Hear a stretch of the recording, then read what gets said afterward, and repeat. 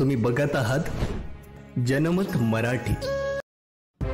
अयोध्येतील श्रीराम मंदिराचे लवकरच होणारे लोकार्पण, उद्धव ठाकरे यांना या लोकार्पण सोहळ्यात आमंत्रित करण्यात टाळलं जाणं आणि विधानसभेचे अध्यक्ष नार्वेकर यांनी आमदार अपात्रता प्रकरणाचा दिलेला निकाल आणि पंतप्रधान नरेंद्र मोदी यांचा नाशिक व काळाराम मंदिराचा दौरा या सर्व राजकीय घडामोडींच्या पार्श्वभूमीवर महाराष्ट्रातील राजकीय वातावरण पुरतं ढवळून निघालं असल्याचं चित्र आहे। या सर्व गोष्टींनी आगामी निवडणुकांच्या ऐन तोंडावर उद्धव बाळासाहेब ठाकरे शिवसेनेचे मनोबल खचलेल्या अवस्थेत गेले आहे असं वाटत असतानाच उद्धव बाळासाहेब ठाकरे शिवसेनेचे 2 दिवसीय अधिवेशन नाशिकमध्ये आयोजित करून उद्धव ठाकरे आपल्या पक्षाला पुन्हा एकदा नवी उभारी देण्याचा प्रयत्न करणार आहेत। येत्या 22 व 23 जानेवारी रोजी नाशिक शहरात शिवसेना अधिवेशन आयोजित करण्यात आले असून त्याचे नियोजन आणि यशस्वीतेसाठी जिल्ह्यातील ग्रामीण भागांसह शहरी भागात प्रभागनिहाय बैठका घेतल्या जात आहेत। नाशिक रोड परिसरातील प्रभाग क्रमांक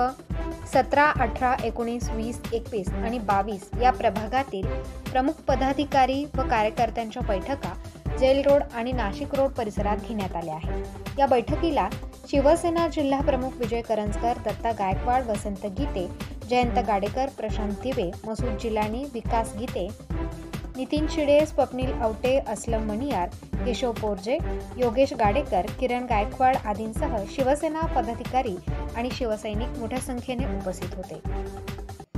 यावेळी प्रशांत कड यांनी आपल्या समर्थकांसह उद्धव बाळासाहेब ठाकरे शिवसेनेत प्रवेश केला, तर देवळाली गाव शिवसेना शाखेच्या शाखा प्रमुखपदी स्वप्नील बाबळे यांची निवड करण्यात आली।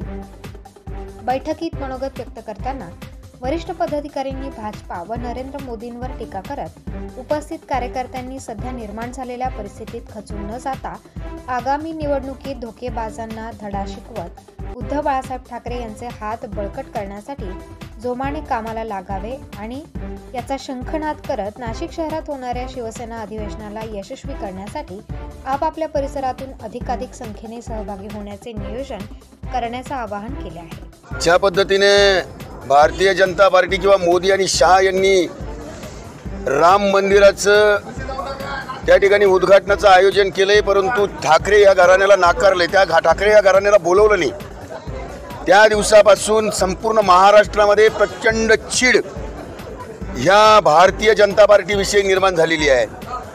वंदनीय हिंदुहृदय सम्राट शिवसेना प्रमुख श्रीमान बाळासाहेब ठाकरेंच्या कृपा आशीर्वादाने त्या ठिकाणी मस्जिदची जमीनदोस्त झाली होती, बाबरी मस्जिद जमीनदोस्त झाली होती आणि त्याची जबाबदारी घेणारी एकच हिंदुहृदय सम्राट शिवसेना प्रमुख श्रीमान बाळासाहेब ठाकरे ही ताकद होती। हिंदुस्थानामध्ये त्यांना सोडून दुसरी कुठलीही ताकद नव्हती।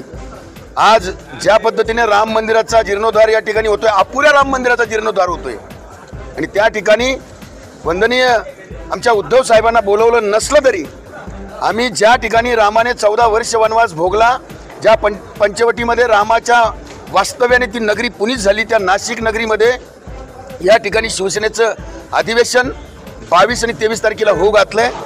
प्रचंड ताकदीनिशी शिवसैनिक हा त्या अधिवेशनाची त्या 2 दिवसाची तयारी करतोय आणि निश्चितपणे लाखोची सभा त्या ठिकाणी 23 तारखेची होईल। त्याच्या अगोदरचं अधिवेशन पण ना भूतो ना भविष्यती असं अधिवेशन होईल।